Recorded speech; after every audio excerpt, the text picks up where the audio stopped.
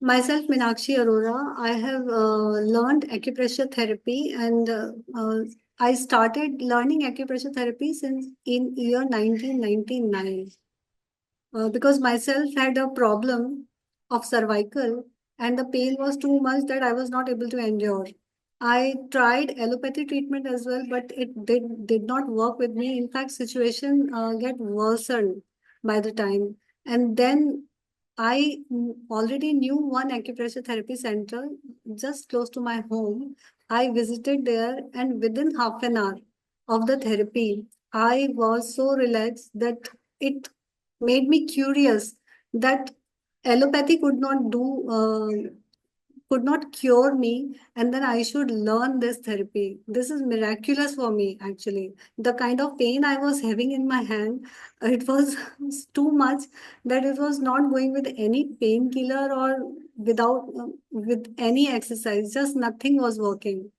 So I decided that I give myself some time to learn this healing technique so that I can benefit myself, and I can give benefit of this miraculous therapy to everyone else as well.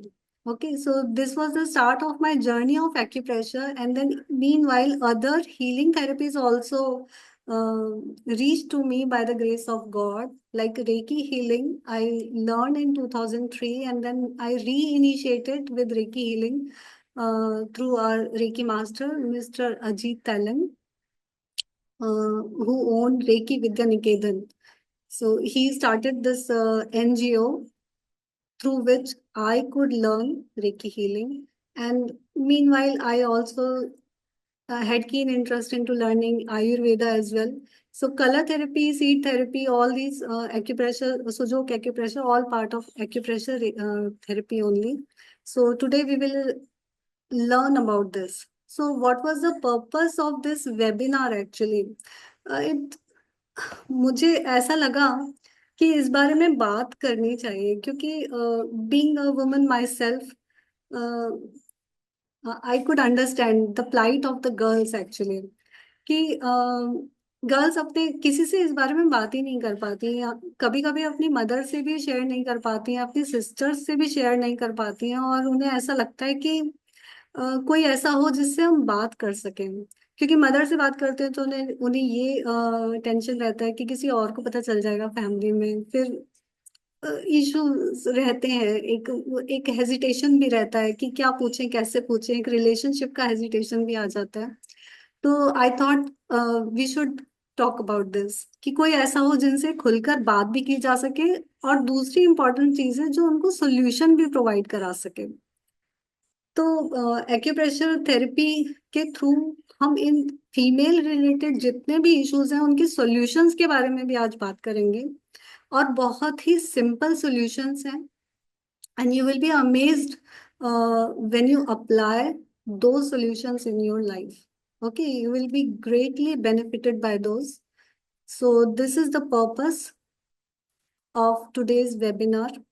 Also, एक बहुत ही major change पिछले 50 years में हम लोगों को देखने को मिला है, और इस समय सिचुएशन ऐसी है कि ऑलमोस्ट 70% ऑफ द women, जितनी भी प्रॉब्लम्स हम हम लोगों ने मेंशन की थी अपने इवेंट फ्लायर में, उसमें से कोई ना कोई एक प्रॉब्लम हर विमेन को आज की डेट में है।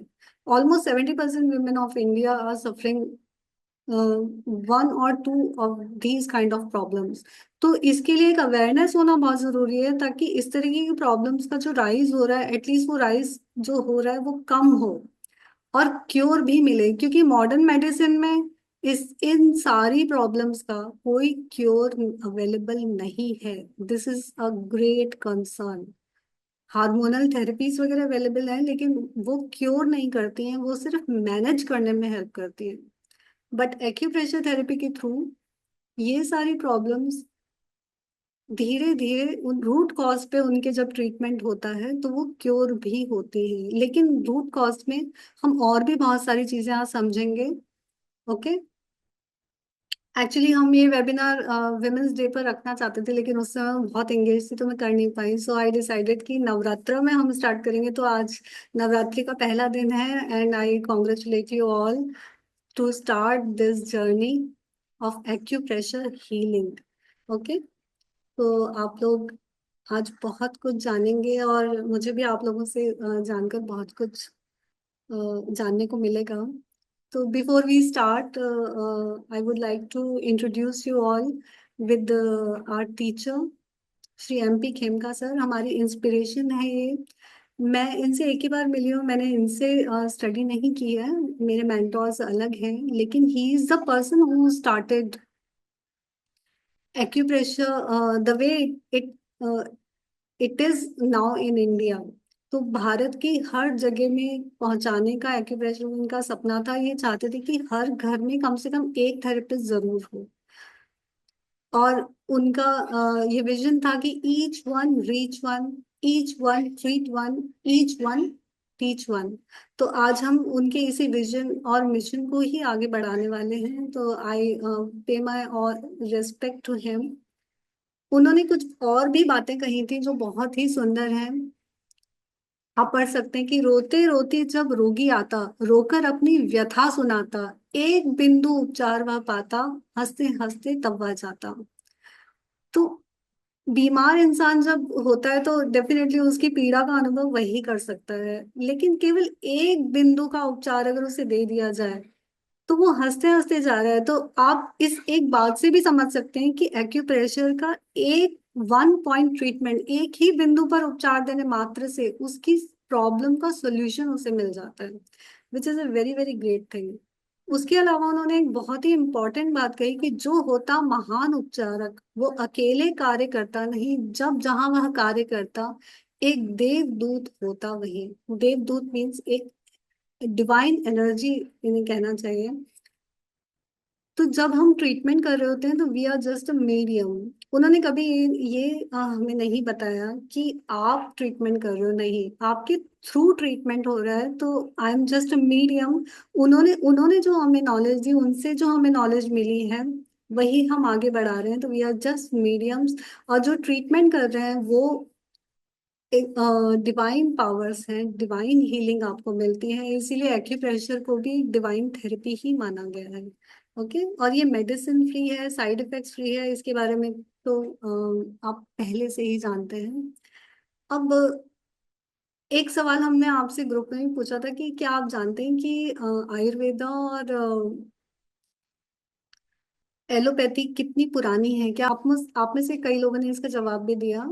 और डिस्कशन में एक्चुअली ये बात बिल्कुल क्लियर है कि आयुर्वेद जो है सबसे पुरानी हीलिंग साइंस है. और कितनी खुशी की बात है कि वो हमारी अपनी है, हमारी भारतीय हीलिंग साइंस है ये. एक्यूप्रेशर भी उसी का ही एक पार्ट है. इसे शुचि भेदन या मम दाप चिकित्सा के नाम से भी आयुर्वेद में मेंशन किया गया है. और एलोपैथी मेडिसिन को अगर हम देखें तो ये रफली 200 ईयर्स ओल्ड ही है. और अगर आप ध्यान से देखेंगे तो आपको ये बात क्लियर होगी कि जितनी भी प्रॉब्लम्स आज के टाइम में जो देखने को मिल रही हैं, ये पहले के समय में नहीं थी, ये पिछले 50-100 सालों में ही देखने को मिली है. तो ऐसा क्या हुआ है जिनके कारण ये प्रॉब्लम्स आई हैं, तो वही हम थोड़ा समझने की कोशिश करते हैं. आपको महाभारत, मुझे लगता है सीरियल तो सभी ने देखा होगा, भले ही महाभारत पढ़ी हो या नहीं पढ़ी, लेकिन सीरियल जरूर देखा होगा. तो ये जो तीन लेडीज हैं, अ, उन तीन कैरेक्टर्स उनके बारे में जरूर सुना होगा. एक धृतराष्ट्र, पांडु और विदुर जी. और उनके ये इस तरीके की पर्सनालिटीज क्यों थे, इससे जुड़ी हुई एक कहानी भी उसमें आती है. तो वो थोड़ा सा हम समझते हैं कि क्या थी वो कहानी. धृतराष्ट्र का के बर्थ से पहले, उनके कंसेप्शन से पहले, उनकी मदर जब उनके पिता से पहली बार मिली तो उन्होंने उन्हें देखते ही अपनी आंखें बंद कर ली थी, डर के कारण.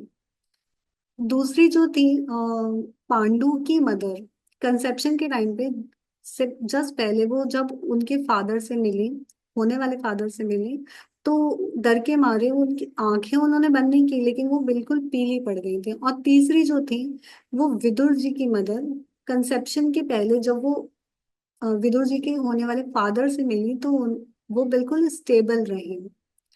तीनों ही लेडीज और जो उनके होने वाले फादर थे, वो बहुत ही हेल्दी थे हर तरह से। लेकिन ये जो एक घटना थी, उसका रिजल्ट क्या हुआ कि धृतराष्ट्र की मदर ने आईज क्लोज की थी डर के मारे, और धृतराष्ट्र बाय बर्थ ब्लाइंड थे। पांडु जी की मदर ने पांडु जी की मदर डर के मारे पीली पड़ गई थी, तो वो बाय बर्थ, उनकी इम्यूनिटी वीक थी। उनका कलर भी बॉडी का येलो दिखाई देता था। वीक इम्यूनिटी वाले पर्सनालिटी थे पांडु जी। नाम भी इसीलिए उनका पांडु था। पांडु का मतलब होता है पीला। और जो तीसरी थी विदुर जी की मदर, वो बिल्कुल स्टेबल थी। तो उनका जो उसका जो रिजल्ट था, यानी कि विदुर जी इमोशनली हेल्दी थे, इंटेलेक्चुअली सुपरबली सुपर पर्सनालिटी थे, फिजिकली बहुत हेल्दी थे, वो हर तरह से स्पिरिचुअली भी बहुत स्टेबल एंड साउंड थे। उनमें हर तरह के वो कैरेक्टरिस्टिक्स थे जो एक आइडियल पर्सन में होने चाहिए। तो इस एक इंसिडेंट का अगर रिजल्ट देखें कि धृतराज जो बाय बर्थ ब्लाइंड थे, तो उसका रिजल्ट ही अगर मैं कहूँ कि महाभारत का युद्ध था, तो आई थिंक आप अग्री करेंगे मेरे साथ।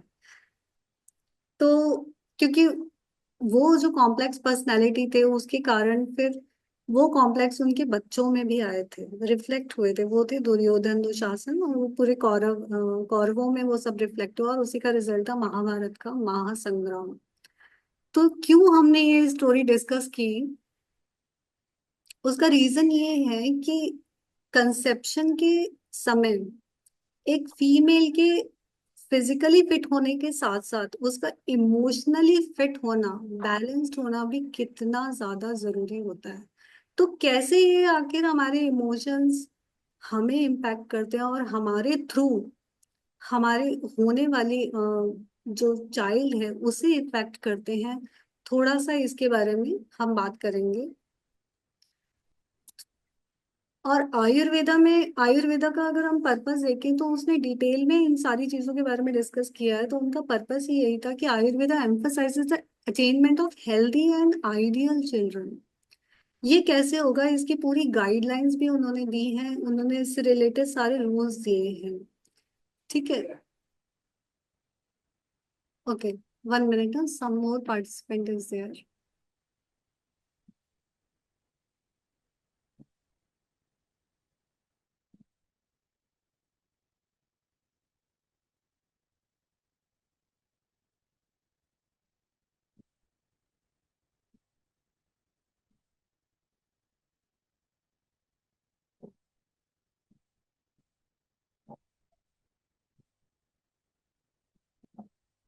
या I welcome everyone all no. So हमारी ऑलरेडी हमने थोड़ा डिस्कशन किया है। हमने ये जानने की कोशिश की है कि कैसे कंसेप्शन के समय मदर और फादर का इमोशनली और फिजिकली हेल्दी होना, उनका बैलेंस होना कितना जरूरी होता है।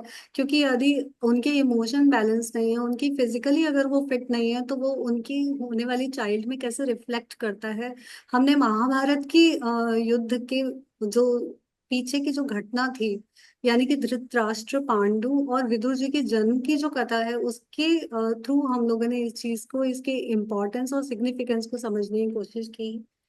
अब हम अपने डिस्कशन को आगे बढ़ा रहे हैं। तो आयुर्वेद ने एम्फेसिस ही इसी चीज पर किया है कि कैसे हम अपनी लाइफस्टाइल को ठीक रखें, जिससे हमें आइडियल चिल्ड्रन मिले। और आइडियल चिल्ड्रन क्यों जरूरी है, आपने देखा कि अगर धृतराष्ट्र जैसा कॉम्प्लेक्स पर्सनालिटी अगर जन्म ले ले, तो वो ना सिर्फ खुद के ऊपर एक बर्डन होता है, वो पूरी सोसाइटी और फैमिली के ऊपर भी बर्डन बन जाता है। आप सब इस चीज से अग्री करते होंगे कि क्यों एक ह्यूमन बीइंग का स्टेबल होना, इमोशनली हेल्दी होना और बैलेंस्ड होना कितना जरूरी होता है। It is very very important.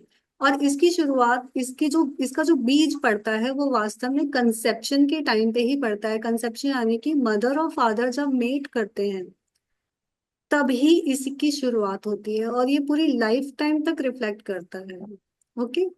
तो इससे कई सारी जनरेशन्स पर भी इसका ये रिफ्लेक्ट करता है। इसलिए आयुर्वेद में बहुत डिटेल में इसके बारे में डिस्कस किया गया है। और डिटेल में अगर बात करें तो आयुर्वेद इस बारे में बहुत कुछ डिस्कस करता है जो हम आज समझने की कोशिश कर रहे हैं।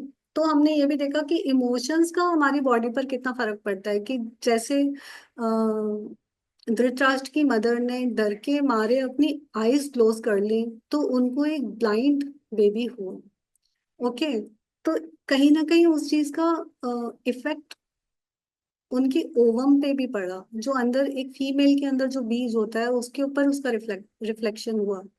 तो कैसे हमारे इमोशंस हमारे ऑर्गन से कनेक्टेड है, थोड़ा ये कनेक्शन भी समझ लेते हैं। ठीक है, emotions are not just fleeting experiences. Okay.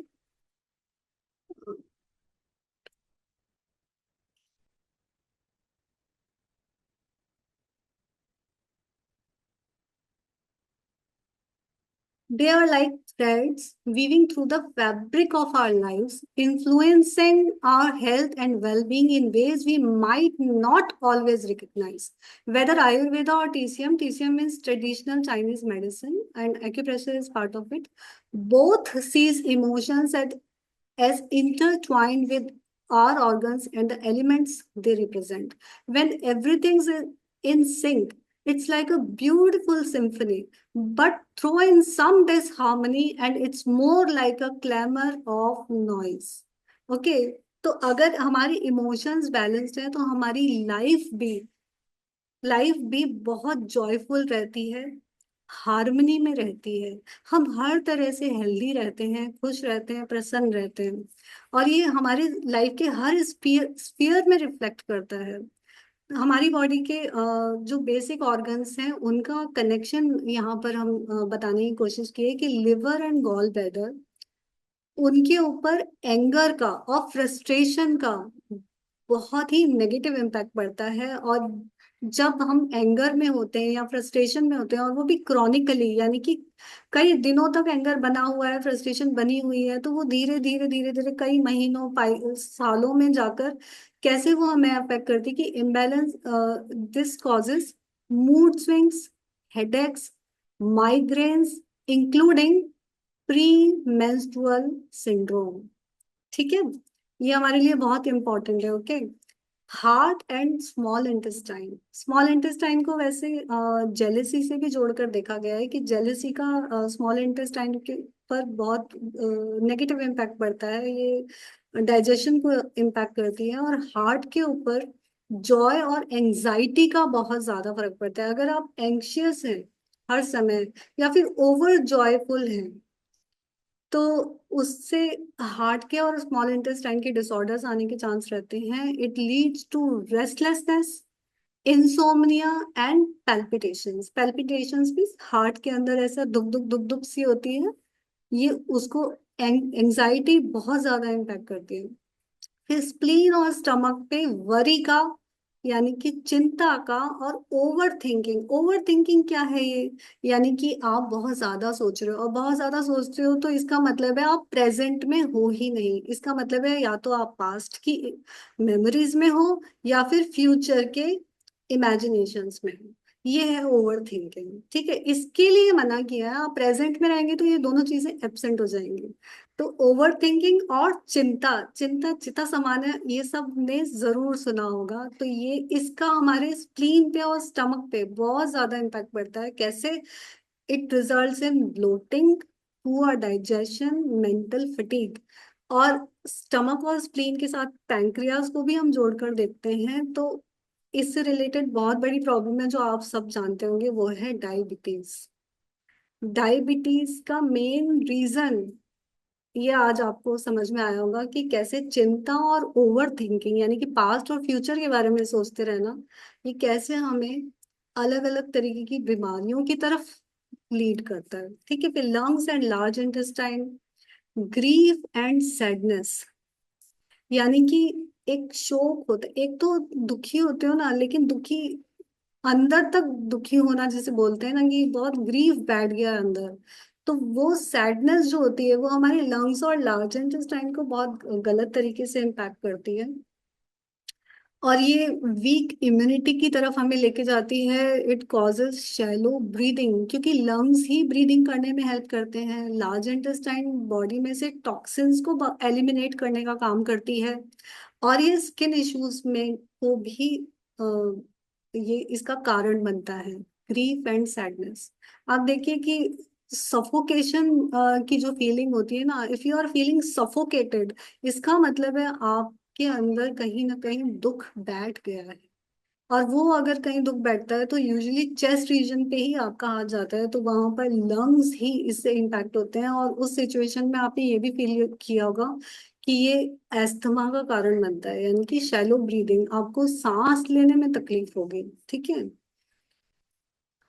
और kidneys and urinary bladder, fear and insecurity. Okay. Fear and insecurity का किडनीज और यूरिनरी ब्लैडर पर कितना इम्पैक्ट पड़ता है, इसका मैं एक एग्जांपल आपको देती हूँ कि it leads to low back pain, hair loss and fertility issues. ठीक है। आपने देखा होगा कि बच्चे अक्सर डरे हुए होते हैं, तो डर के मारे या तो उनका यूरिन लीक हो जाता है, या फिर वो बेड वेटिंग अगर कर रहे हैं, तो आप समझ जाइए कि कहीं ना कहीं कोई डर उनमें है। तो आपको इससे आई थिंक काफी अच्छी इंसाइट मिली होगी कि कैसे हमारे इमोशंस हमारी बॉडी को इम्पैक्ट करते हैं, हमारी बॉडी की फंक्शनिंग को, हमारे ऑर्गन्स को इम्पैक्ट करते हैं। तो इमोशनली स्टेबल होना कितना ज्यादा इम्पोर्टेंट होता है, ये चीज आज हमें अच्छे से क्लियर हुई होगी। So let's go ahead.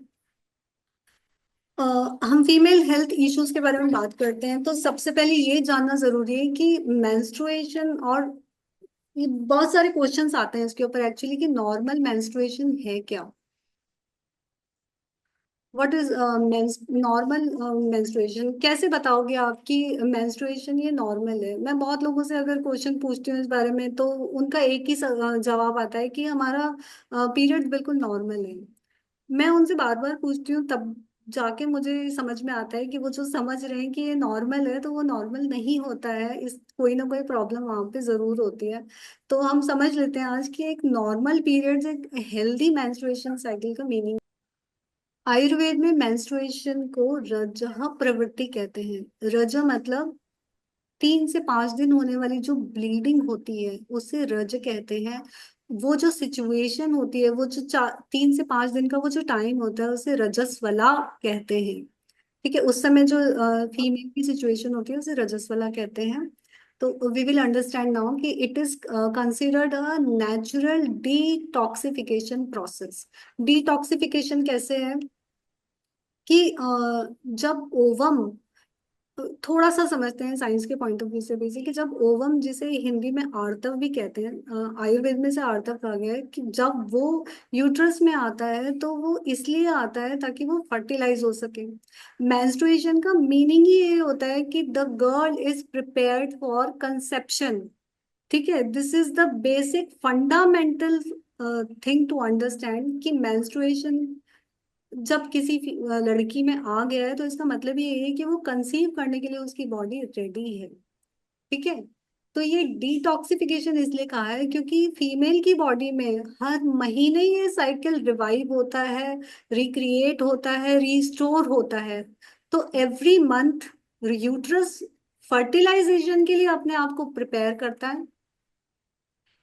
और वो अगर पुराना जो ओवम था वो वहीं रह जाए, जो ब्लड यूट्रस को सप्लाई किया गया था बॉडी से फर्टिलाइजेशन के लिए, क्योंकि नर्चरिंग तो ब्लड के थ्रू ही होगी, न्यूट्रिएंट्स जो जाइगोट है उसे वहीं से ही मिलने वाला है, तो वो अगर क्लियर नहीं हुआ तो अंदर फिर वो बीमारी का कारण बनता है। इसीलिए इसे डिटॉक्सिफिकेशन प्रोसेस कहा है, जो नॉर्मल है, ये हर फीमेल के लिए। तो अब balanced menstrual cycle reflects harmony among 3 दोषास। अब ये 3 दोषास मींस 3 फोर्सेस, जिनके कारण हमारी बॉडी के सारे फंक्शंस काम करते हैं, वो है वात पित्त कफ। बहुत डिटेल में इसके हम नहीं जाएंगे, but we need to understand the basic thing.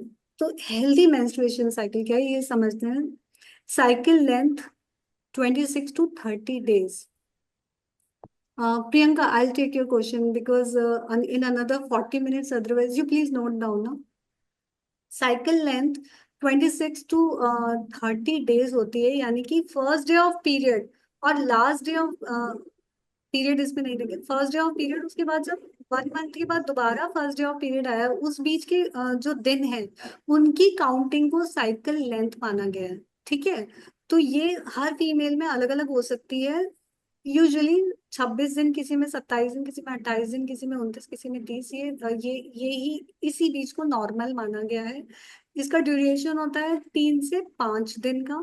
किसी में 3 दिन होते हैं, किसी में 5 दिन होते हैं, किसी में 4 दिन, लेकिन 5वें दिन तक ये डिसअपियर हो जाने चाहिए। इसका फ्लो कैसा होना चाहिए? Moderate, night. So flow should be neither too heavy nor too scanty. Color should be red, resembling the color of a lotus flower or fresh blood. Okay. Odour, mild odour तो रहेगी ही जो natural है, और लेकिन किसी तरीके की कोई फाउल स्मेल जो हमारा रजा है उसमें नहीं होनी चाहिए। और पेन या तो मिनिमल हो या फिर डिस्कम्फर्ट बिल्कुल भी नहीं होना चाहिए। जो अक्सर कहते हैं ना कि ये तो नॉर्मल है पेन होना, तो this is not normal, some problem is there. Okay, तो which we need to acknowledge.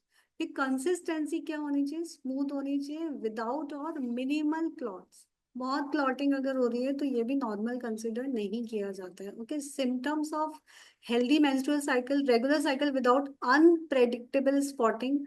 इसलिए कहा है क्योंकि अगर आपको पेन होगा, आपको ब्रेस्ट टेंडरनेस होगी, तो आपको पता ही चल जाने वाला है कि मुझे तो पीरियड्स आने वाले हैं, लेकिन आपको पता नहीं चलना चाहिए। यानी कि कोई डिस्कम्फर्ट अपीयर नहीं होना चाहिए, पीएमएस नहीं होना चाहिए, कोई ब्लोटिंग नहीं होनी चाहिए, तब इसे कहेंगे कि ये नॉर्मल पीरियड्स हैं। ठीक है। और which factors are responsible for regular menstrual cycle? Healthy reproductive system, यानी कि ovaries, fallopian tube, vagina, cervix and uterus, ये सब के सब हेल्दी होने चाहिए, तभी पीरियड्स नॉर्मल होंगे। Proper formation of rasa dhatu. रसा धातु मीन खाना खाने के बाद जो सबसे पहली चीज बनती है हमारी बॉडी में, वो है रस धातु। आयुर्वेद में 7 डिफरेंट टिश्यूज के बारे में बात की गई है, जो हम अभी नहीं करेंगे, बहुत डिटेल हो जाएगा। तो प्रॉपर फॉर्मेशन ऑफ रस धातु ये 24 घंटे में बनती है। इसी से फिर रज भी बनता है, ये इसका सब टिश्यू होता है रज, रस धातु का ही। प्रॉपर फंक्शनिंग ऑफ अपान वायु। नाउ अपान वायु is responsible for the menstruation and child birth. Child birth के टाइम पे अपान वायु ही चाइल्ड बर्थ में हेल्प करती है। और मेंस्ट्रुएशन में भी ब्लीडिंग नीचे की तरफ जा रही है। पूरी बॉडी में ब्लड ऊपर की तरफ जाता है, हमारी ग्रेविटी के अगेंस्ट चलता है, लेकिन मेंस्ट्रुएशन में ब्लड का फ्लो नीचे की तरफ होता है। ये अपान वायु नाभि से नीचे, नेवल के नीचे वाले एरिया में इसकी फंक्शनिंग रहती है। यही मेंस्ट्रुएशन के लिए एवरी मंथ जो होता है फीमेल्स में, उसके लिए रिस्पॉन्सिबल होती है। और most important thing, proper diet and regiment. Emotions के बारे में तो हम पहले ही डिस्कस कर चुके हैं कि इमोशनली हेल्दी और स्टेबल होना कितना ज्यादा इम्पोर्टेंट होता है। ठीक है। अब अनहेल्दी मेंस्ट्रुएशन के भी कुछ सिम्टम्स होते हैं, वो भी डिस्कस कर लेते हैं। कि इररेगुलर पीरियड्स, यानी कि या तो जल्दी आएंगे या बाद में आएंगे। एबनॉर्मल ब्लीडिंग होगी, एक्सेसिव ब्लीडिंग हो रही है, कई फीमेल्स में रुकती ही नहीं है, ब्लीडिंग हुए चली जाती है, हुए चली जाती है। और फिर उससे एनीमिया, वीकनेस, बहुत सारी प्रॉब्लम्स। या फिर स्कैंटी फ्लो, यानी कि नाक के बराबर होएगी या होएगी नहीं, या एक दिन होएगी, दूसरे दिन नहीं होगी, तीसरे दिन बिल्कुल ही बंद हो जाएगी, स्पॉटिंग ही रह जाएगी केवल। ये सब अनहेल्दी पीरियड्स के निशानियां हैं। अनयूजुअल कलर्स बहुत इंपॉर्टेंट है। ये डीप रेड कलर या एकदम ब्राइट रेड कलर या फिर येलो, पर्पल, ब्लैक कलर का अगर ब्लीडिंग हो रहा है तो ये वार्निंग साइंस हैं। ब्लड कंसिस्टेंसी में क्लॉटिंग बिल्कुल नहीं होनी चाहिए या मिनिमल होनी चाहिए। वाटरी टाइप का ब्लड नहीं होना चाहिए कि पानी की तरह एकदम दिख रहा है, या फिर टर्बिड यानी कि धुंधला सा, यानी कि उसमें कोई ब्लड में कोई ब्राइटनेस नहीं, एकदम जैसे फॉगी सा दिख रहा है, वो नहीं होना चाहिए। मेंस्ट्रुअल पेन नहीं होना चाहिए। ऑकर्स बिफोर, ड्यूरिंग और आफ्टर मेंस्ट्रुएशन। कोई पेन एक्चुअल में नहीं होना चाहिए, अगर है तो ये एक्नॉलेज करना चाहिए, इसका ट्रीटमेंट लेना चाहिए। ल्यूकोरिया यानी कि वेजाइनल डिस्चार्ज, कई फीमेल्स में ये प्रॉब्लम होती है, और एक्यूप्रेशर में बिलीव मी इसका बहुत अच्छा ट्रीटमेंट है। एबनॉर्मल कलर्स होते हैं इसके, येलो ग्रीन रेड वाइट नहीं होने चाहिए। ओडर इन मेंस्ट्रुअल ब्लड, फिशी और फ्लैश लाइक स्मेल नहीं होने चाहिए, ठीक है। अब ये किसके ऊपर एप्लीकेबल नहीं है, ये सारे के सारे साइंस?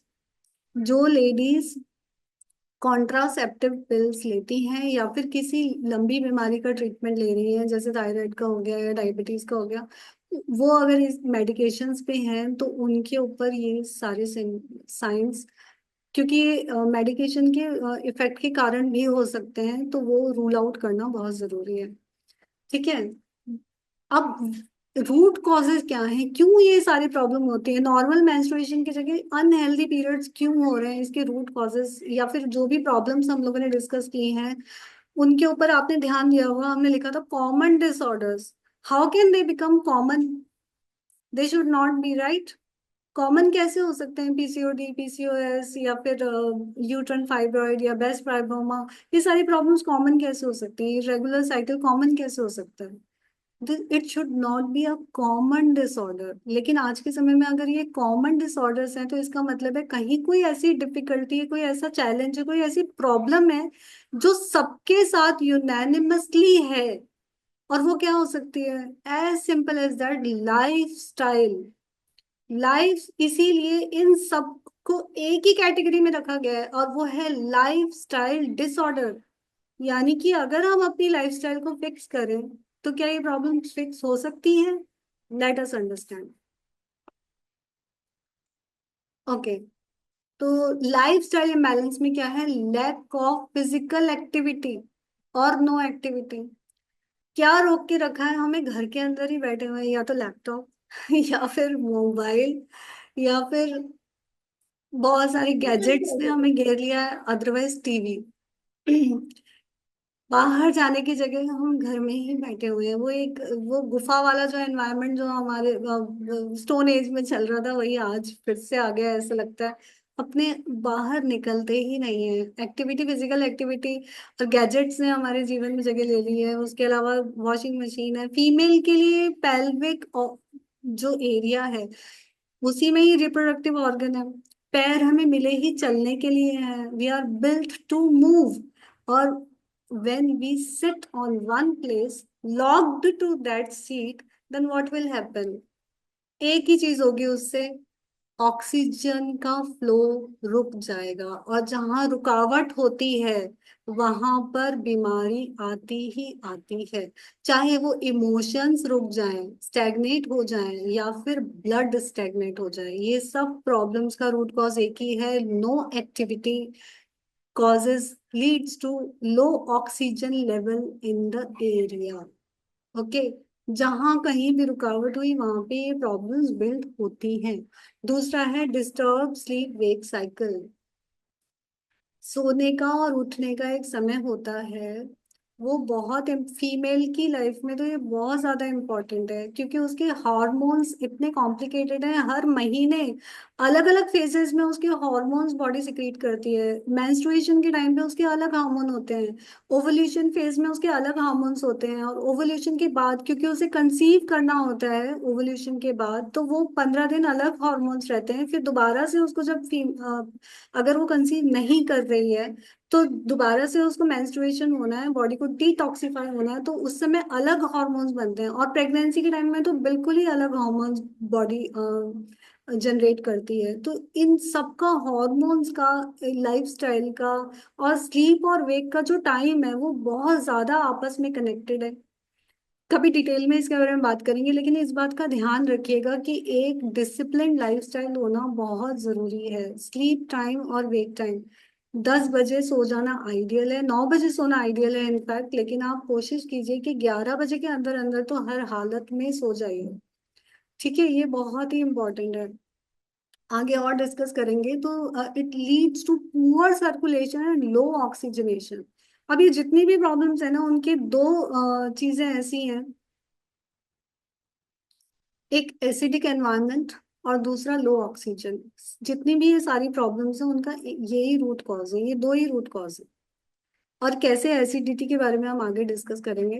तो देखिए, डाइटरी डिस्टर्बेंसेस में over consumption of acidic, oily, processed और इनकम्पेटिबल फूड्स। अब प्लीज ये मत कहिएगा कि मैम, आप मुझे ये मत कहना कि मैं पकौड़े खाना बंद कर दूं या मोमोज खाना बंद कर दूं। Don't tell me that. लेकिन ये बहुत जरूरी है फीमेल की बॉडी के लिए। फूड का बैलेंस होना, हेल्दी होना, न्यूट्रिशियस होना बहुत ज्यादा इम्पोर्टेंट चीज है। ठीक है।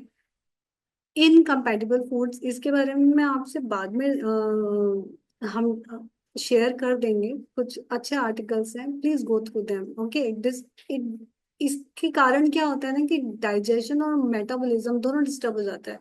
होता ये है कि इन सारी चीजों के कारण जो हमारी ब्लड की जो क्वालिटी है वो खराब हो जाती है, और एक बार ब्लड की क्वालिटी खराब हुई तो आप ही बताइए कि हमारी बाकी की चीजें बॉडी में कैसे ठीक रहेंगी।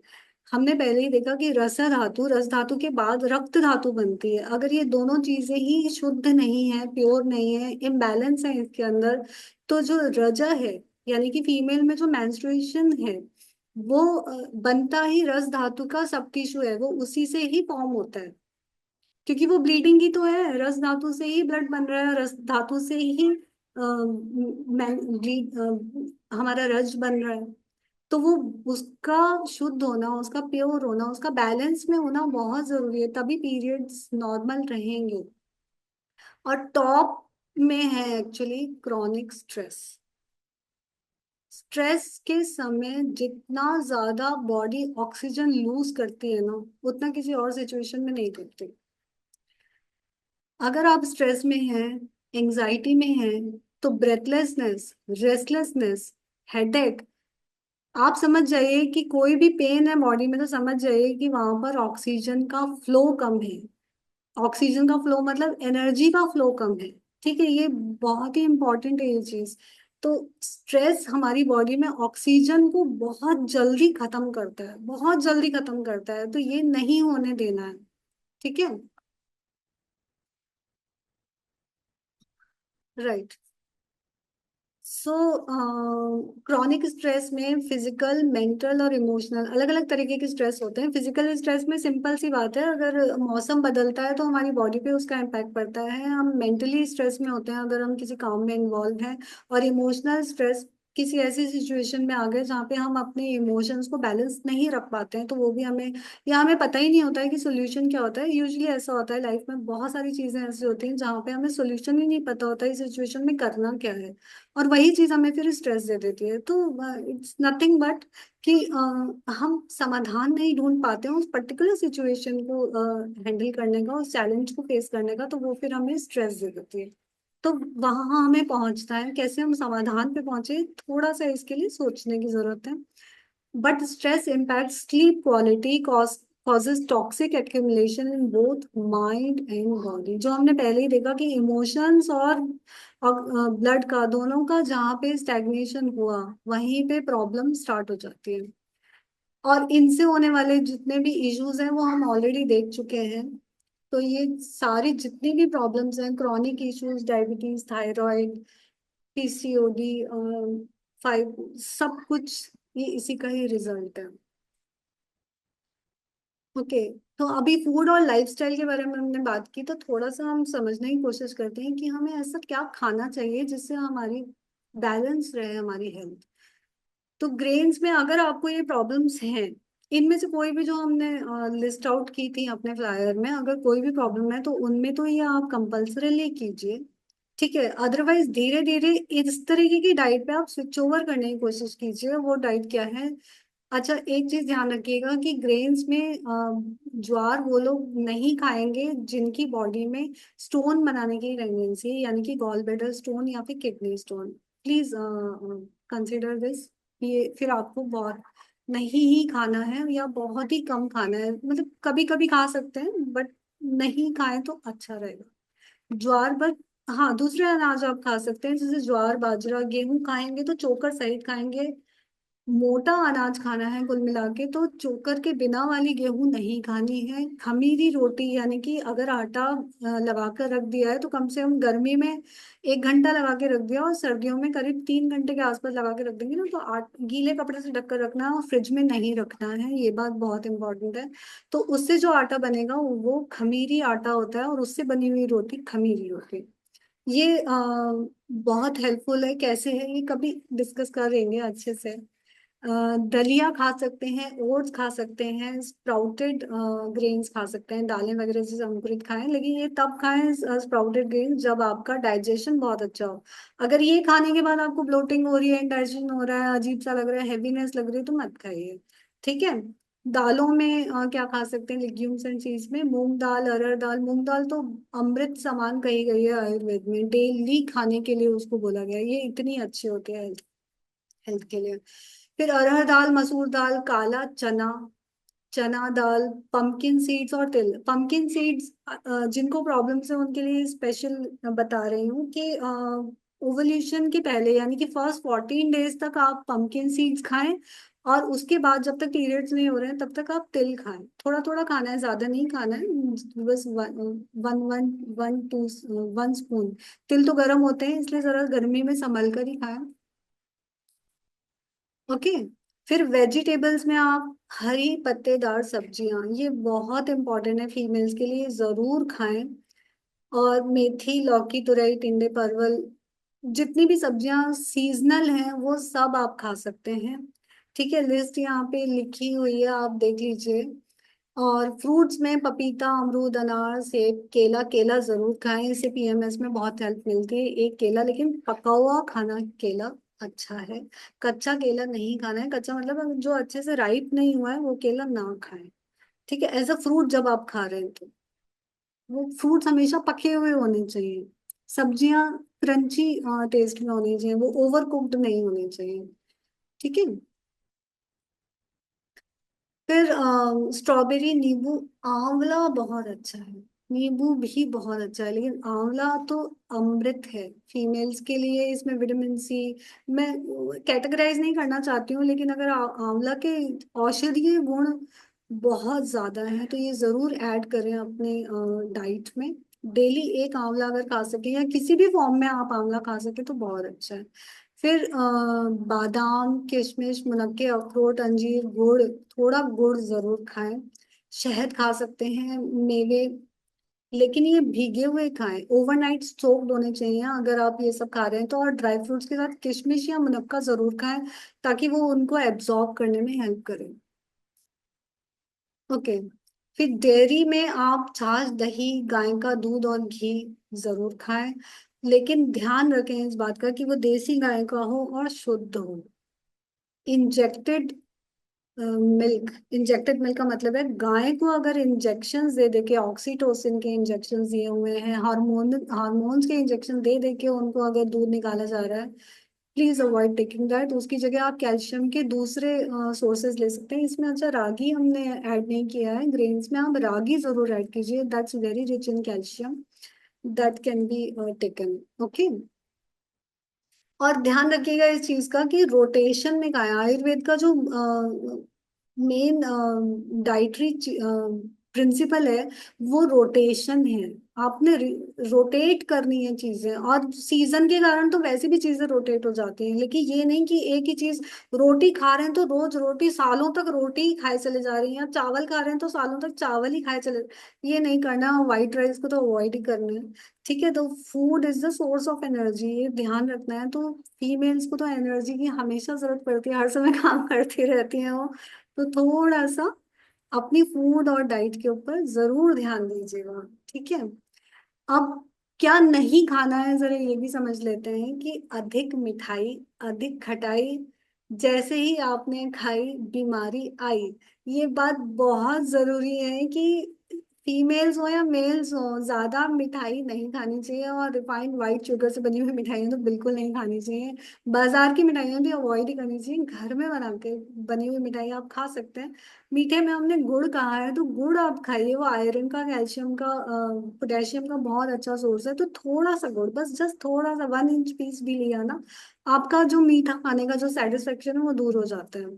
बहुत मीठा खाने की भी इच्छा कर रही है ना, तो ये भी बीमारी के लक्षण है। ज्यादा इच्छा नहीं होनी चाहिए कोई एक पर्टिकुलर टेस्ट की चीज खाने के लिए, जैसे स्पाइसी खाने का मन कर रहा है या सॉल्टी ही खाने का मन कर रहा है, इसका मतलब है कहीं एनर्जी का बैलेंस बिगड़ा हुआ है। You need to take care of that. Okay, मैदा नहीं खाना है। Maida means refined flour, refined sugar, refined oils, ये नहीं खाना है। और फाइबरलेस चीजें कुल मिलाकर नहीं खानी है। गरम मसाला नहीं खाना है। और जब ट्रीटमेंट के लिए कोई हमारे पास आता है, तो हम सबसे पहले उसे मना करते हैं कि आप ऑयली फूड मत खाइए। एक्सेसिवली तेल में तली हुई पूरियां और पकोड़े और न जाने क्या क्या बहुत कुछ है, तो वो सब नहीं खाना होता है। गरम मसाला, स्पाइसी खाना, क्योंकि ये हमने पहले ही समझ लिया। एसिडिक फूड जो है, ब्लड में जैसे ही एसिडिक, ब्लड की एसिडिटी का एक लेवल होता है, उसे पीएच कहते हैं, वो जैसे ही बिगड़ा, अंदर बीमारी आएगी ही आएगी। तो वो पीएच लेवल हमारी बॉडी का जो नेचुरल है वो स्लाइटली एल्कलीन होता है। तो हमें भी उसको सपोर्ट करना है। और वह सपोर्ट कैसे होगा, जब हम एक्सटर्नली वैसा फूड लेंगे। फूड के थ्रू ही तो हमारी बॉडी रन कर रही है, बनी ही फूड से हुई है, तो हमें उसे सपोर्ट करना है। ठीक है। फास्ट फूड 50 सालों में ही आए हैं, आप देख लीजिए फिर 50 सालों में कौन कौन सी प्रॉब्लम्स आ गई हैं। तो you need to take care कि ये चीजें नहीं खानी है। बड़ा मन करता होगा खाने का नहीं लेकिन आज, आज अपने आप को एक प्रॉमिस भी कीजिए कि अगर हेल्दी रहना है तो इन चीजों पर कंट्रोल लाना बहुत जरूरी है, वरना ये प्रॉब्लम्स अगर आई एक बार लाइफ में, तो इनको रिवर्स करना ज्यादा डिफिकल्ट होता है। खाना तो बहुत आसान होता है, 10 सेकंड मजा आ गया खा लिया, लेकिन इन प्रॉब्लम्स को रिवर्स करना ना बहुत डिफिकल्ट हो जाता है। और एलोपैथी में तो सैडली इसका कोई ट्रीटमेंट नहीं है। एक्यूप्रेशर में definitely we will discuss. Okay. Bakery products, cake, pastries, biscuits, cookies, sugar candies बहुत हार्मफुल है, बच्चों के लिए भी और बड़ों के लिए भी।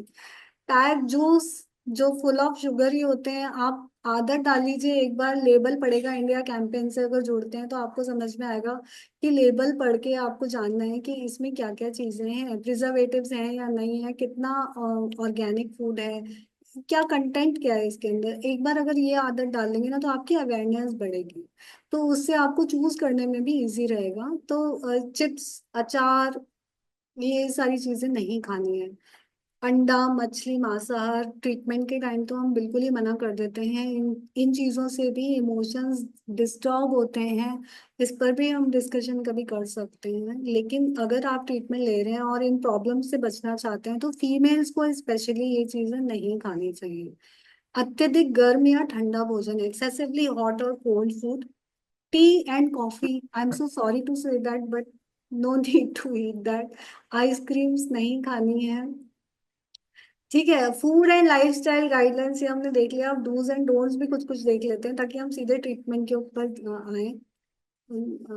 डूज में है sun exposure, very very important, यानी कि विटामिन डी जरूर लेना है मॉर्निंग में। मून का कनेक्शन और सन का कनेक्शन फीमेल के मेंस्ट्रुअल साइकिल से बहुत ज्यादा है, वो डीपली कनेक्टेड है एक दूसरे से। तो इसलिए मॉर्निंग वॉक और इवनिंग मून वॉक बहुत इंपॉर्टेंट है, खास तौर पे जो चांद वाली रातें होती है, यानी कि जब पूर्णिमा आने वाली होती है, तो वो 15 दिन की जो मून वॉक है, ये तो बहुत ही अच्छी है फीमेल्स के लिए।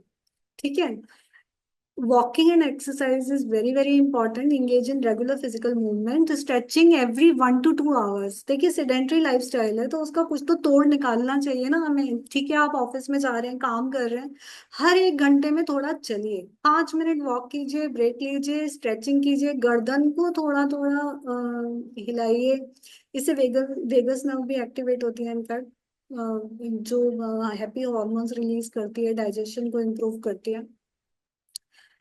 तो ये स्ट्रेचिंग जरूर कीजिए, पैरों को हिलाइए, थोड़ा ऊपर नीचे बॉडी मूवमेंट कीजिए।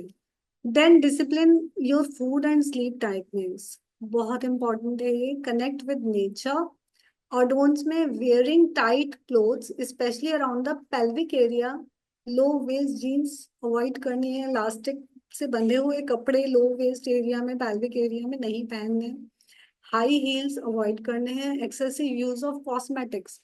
अब मना मत कीजिएगा कि ये कैसे इफेक्ट करते हैं। कलर थेरेपी में तो हम कलर यूज करते हैं और हमें बड़ी प्रॉब्लम होती है जब कोई लेडी हमारे पास आती है, हम उससे कहते हैं कि पहले आप ना ये नेल पेंट रिमूव करा के आओ, उसके बाद हम आपको कलर्स लगाएंगे।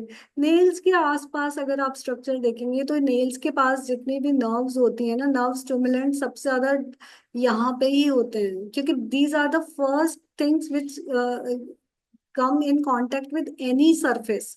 सबसे ज्यादा यही यही सरफेस के कांटेक्ट में आती है, और इनका सीधा कनेक्शन ब्रेन से होता है, सुपर फास्ट कनेक्शन होता है। जैसे ही आग के पास गई उंगली आप कैसे तुरंत हटाते हैं, आपको इतना जबरदस्त रिफ्लेक्स मोशन होता है कि आपको पता तक नहीं चलता, एक सेकंड से भी, माइक्रो माइक्रो माइक्रो सेकंड में ये एक्शन हो जाता है।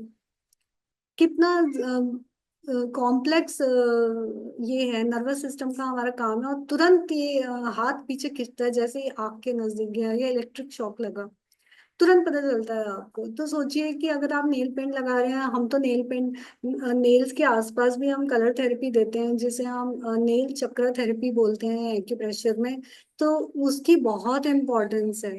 नेल्स के थ्रू हम डायग्नोसिस भी करते हैं, तो आई रिक्वेस्ट यू कि अगर आपको नेल पेंट लगानी भी है ना, तो ओकेजनली लगा लीजिए, और जितनी जरूरत है ना दिखाने की लोगों को उतनी देर दिखाइए और फिर रिमूव कर दीजिए, मत लगा के रखिए। लिपस्टिक्स में भी बहुत केमिकल्स होते हैं, और नॉन वेज मटेरियल से बनती हैं चीजें, केमिकल से भरपूर होती हैं, उनका हमारी बॉडी पर बहुत इम्पैक्ट पड़ता है। थोड़ा अवॉइड करने की जरूरत है, ये चीजें 50 साल पहले नहीं थी, ये भी सोचिएगा एक बार। तो कनेक्शन देखिएगा कि क्या क्या हमारी लाइफस्टाइल में ऐसा बदल गया है जिसके कारण ये प्रॉब्लम्स भी आ रही हैं। तो ये थोड़ा कनेक्ट कीजिएगा कि कौन सी ऐसी चीजें थी जो 50-100 साल पहले नहीं थी और अब है, और जो प्रॉब्लम्स हैं उनके साथ उसको कनेक्ट करिए। फिर स्टेइंग इंडोर्स और in cold dam places, poor hygiene, चाहे पर्सनल हो या एनवायरमेंटल हो, दोनों का बहुत इम्पैक्ट पड़ता है। एक्सेसिव यूज ऑफ कॉस्मेटिक्स हमने देख लिया। अब रजस्वला परिचर्या आयुर्वेद में इसके बारे में जो बात की है थोड़ा सा समझ लेते हैं। ये हालांकि बहुत डिफिकल्ट लगेगा आज के समय में इनको फॉलो करना, लेकिन ये आइडियल है। अगर आप इन्हें फॉलो करते हैं तो इसके रिजल्ट्स भी आपको देखने को मिलेंगे। वो जान लेते हैं कि आइडियल क्या है, ये पता चलने से हमें एक स्टैंडर्ड तो पता चलता है कि हमें क्या फॉलो करना चाहिए, हमारे एंसेस्टर्स क्या फॉलो कर रहे थे आयुर्वेद में जो मेंशन की हैं guidelines. Observe rest, chastity and mental calmness. रजस्वला परिचर्या का मतलब अगर आपको ध्यान हो, हमने कहा था जितने दिन पीरियड्स हो रहे हैं यानी कि 3 से 5 दिन, ये उनके बारे में बात हो रही है। उन दिनों में आपको क्या फॉलो करना है, that is the routine when you are menstruating, when a woman is menstruating. Observe rest, chastity and mental calmness, avoid sexual activity, very very important, daytime sleep, intense emotions like shedding tears, talking, laughing loudly. Now you can connect it with Dhritarashtra. Shedding tears. Okay. डर के मारे आंख बंद कर ली थी, सीधे trauma eyes के through ovum पे रिफ्लेक्ट कर गया, जाके ब्रेन का ट्रॉमा जाके सीधे अंदर ओवम पे रिफ्लेक्ट कर गया कंसेप्शन के टाइम पे। तो बहुत इम्पोर्टेंट है कि हम जो कुछ भी देख रहे हैं सुन रहे हैं सब अंदर यहाँ एब्जॉर्ब हो रहा है, और आप फिर उसका रिजल्ट क्या होता है ये बाद में समझ में आता है। और आयुर्वेद ने तो बहुत एम्फेसाइज किया है कि एक आइडियल चिल्ड्रन होना चाहिए, एक आइडियल, ताकि पर्सनली भी वो हेल्दी रहे, उसके उसके कारण फैमिली में भी अच्छा एनवायरनमेंट रहे और सोसाइटी में भी पीस रहे। This is very very important. Okay. तो refrain from laughing and talking loudly. ठीक है, ये सारी चीजें बहुत डीपली कनेक्टेड है, इनका कनेक्शन बहुत डिटेल में डिस्कस किया जा सकता है, लेकिन हम एक गाइडलाइन आज डिस्कस कर रहे हैं। ठीक है, refrain from bathing, massaging, applying collyrium means kajal, periods के दिनों में नहीं लगाना होता है। पेयरिंग नेल्स मीन्स नाखून काटना या बाल काटना या फिर वैक्सिंग करा लेते हैं जैसे आज के टाइम पे, वो सब नहीं कराना है। लिमिट फिजिकल exertion, रनिंग और exposure to loud sounds and strong winds. Avoid combing hairs and strenuous exercise. Okay. मतलब बहुत फिजिकल एक्टिविटी नहीं करनी है, एकदम रेस्ट भी नहीं करना है, लेकिन एक्सेसिव फिजिकल एक्टिविटी भी नहीं करनी है कि थकान ही हो जाए। स्लीप ऑन डर्बल मैट्रेस मीन्स एक अच्छे कंफर्टेबल, ये इसका भी एक साइंटिफिक रीजन है हालांकि, बट आप अभी सोइए जैसे सो रहे हैं comfortably. Eat food prepared with ghrita means ghee से बने हुए खाने को खाना चाहिए। और देखिए, आयुर्वेद ने ना आयु एनर्जी के प्रिंसिपल पे जितना ज्यादा डिस्कशन किया है कहीं और नहीं हुआ है। तो जितनी भी चीजें बताई गई ना, इन सब के पीछे साइंटिफिक रीजंस हैं। जैसे मैं आपको एक एग्जांपल देती हूँ कि तांबे का पात्र अगर आपने घर में रखा है, आजकल तो बड़ा फैशन चल गया है, तांबे की अंगूठे भी लोग पहन लेते हैं। तांबे का पात्र अगर घर में रखा हुआ है और अगर आप झूठ बोलने की आदत रखते हैं, मतलब इंक्लूडिंग डेफिनेटली एनी वन, तो वो एब्जॉर्ब कर लेता है। तांबा उसको एब्जॉर्ब कर लेता है। अब सोच लिए, झूठ को क्या बोलेंगे, एक नेगेटिव इमोशन है, झूठ एक नेगेटिव थॉट है, नेगेटिव एनर्जी है। वो जब तांबा एब्जॉर्ब कर रहा है तो उसके अंदर रखा हुआ तांबे के पात्र को केवल और केवल पानी स्टोर करने के लिए यूज किया जाता है। तो पानी की भी अपनी एक मेमोरी होती है, इसके बारे में भी नेक्स्ट वेबिनार में बात कर सकते हैं। तो ये जो मेमोरी है, और जो तांबे में जो टॉक्सिसिटी आ गई है झूठ के कारण, वो हम पानी कंज्यूम करेंगे तो हमारे ब्लड के अंदर वो इम्प्योरिटीज आ जाती है। तो ये आयुर्वेद ने बहुत डिटेल में बात की है इन चीजों के बारे में, तो इसलिए ये जितनी भी गाइडलाइंस हैं उन्हें फॉलो करने की कोशिश जरूर कीजिएगा, जितनी हो सके कम से कम उतनी तो जरूर कीजिएगा। ये एनर्जी प्रिंसिपल बहुत बहुत बहुत डीप में बात किया है आयुर्वेद में इस बारे में। Avoid contact with other women when you are menstruating. ठीक है, क्यों, आगे डिस्कस करते हैं। Do not sit on cold surfaces. ठीक है, ठंडी जमीन पर बैठना या सोना नहीं होता है जब पीरियड्स होते हैं। अभी क्यों करना नहीं है, ये थोड़ा सा साइंस के पॉइंट ऑफ व्यू से भी इसे समझते हैं कि during menstruation the body undergoes significant biochemical and hormonal changes. Ayurveda emphasizes special care during this period through Rajaswala Paricharya to support health and hormonal balance. Scientific basis behind the practice. Now, let us understand this. The body releases specific chemical and pharmacological substances during menstruation. One such compound is menotoxin, found in sweat, saliva, menstrual blood, milk means breast milk, and other secretions। यानी कि जब हम menstruate कर रहे होते हैं उस समय हमारी बॉडी में कुछ ऐसे टॉक्सिन्स रिलीज होते हैं, जो एक्चुअली ऐसे केमिकल्स रिलीज होते हैं जिनकी टॉक्सिक प्रॉपर्टीज है, यानी कि जो विषैले होते हैं। सो मतलब हमारी स्किन पे स्वेट है, उसकी क्वालिटी ऐसी होती है कि जो बिल्कुल जहर के जैसा उसका इम्पैक्ट होता है। तो वो जिस भी चीज के टच में आएगा, जैसे मैंने एग्जांपल दिया, अगर आपने पीरियड्स के दिनों में अगर तांबे को टच कर लिया या पीतल को, किसी भी मेटल को आप टच करेंगे, तो हम जो ज्वेलरी भी पहनते हैं यूजुअली वो भी निकाल देने को बोलते हैं पीरियड्स के टाइम पे। तो रात को सोने से पहले भी निकालने को बोला है इनफैक्ट आयुर्वेद ने, बहुत उसके रीजंस हैं बहुत सारे। तो वो करना बहुत जरूरी है। 1 minute. Okay, so in that case Ayurveda ने जो इस बारे में बहुत डिटेल में बात की है कि one such compound is menotoxin, found in sweat, saliva, menstrual blood, breast milk, and other secretions. It exhibits toxic like activity similar to a substance called necrosin. Okay, तो हमें इस बात का ध्यान रखना है कि हम किचन में इसीलिए मना किया गया था कि नहीं जाना चाहिए। किचन बहुत ही हाई एनर्जी प्लेस होता है, और फूड का प्योर होना कितना ज्यादा इम्पोर्टेंट है। आयुर्वेद में इस बारे में बहुत डिटेल में बात की गई है, और वो कैसे रख सकते हैं इसके बारे में भी उसने बात की है। तो थोड़ा सा इन गाइडलाइंस को हम फॉलो करें तो हमारे लिए बहुत अच्छा है। Impact on others, like other compounds like pheromones are also secreted during this time. These chemicals can influence the menstrual cycle of other women as well. वो इतना ज्यादा उसका इम्पैक्ट है। ठीक है, इन when she they come close to each other, they affecting their hormonal rhythm, वो change हो जाती है। इसीलिए सेग्रीगेशन के बारे में भी बात की गई है आयुर्वेद में। बहुत सारे कल्चर्स में एक अलग रूम दे दिया जाता है फीमेल को, और जब तक वो मेंस्ट्रुएट करती है तब तक उसको वो रूम में ही अलग रखा जाता है। ठीक है, तो जस्ट पहले के समय में और आज के समय में आप डिफरेंस देख लीजिए कि पहले क्यों विमेन इतनी हेल्दी थी और इतनी लॉन्ग लाइफ थी उनकी, उसके बावजूद भी वो बुढ़ापे में भी बहुत हेल्दी रहती थी। उसके रीजंस कहीं ना कहीं इस जो हमारी गाइडलाइंस जो आयुर्वेद ने दी है उनको फॉलो करने के कारण थी, जो हम आज नहीं कर पा रहे हैं because of many reasons. Okay. और traditional wisdom versus modern outlook, if you see, तो in earlier times these guidelines were strictly followed. Okay, so now मैं फटाफट से ट्रीटमेंट के बारे में बात करती हूँ। एक्यूप्रेशर के बारे में आप में से 1 मिनट। एक्यूप्रेशर के बारे में आप में से बहुत सारे लोग मुझे लगता है जानते हैं, अगर नहीं जानते हैं तो थोड़ा सा समझते हैं कि it's a natural healing technique that enhances focus, memory and overall well-being by stimulating specific points on the body.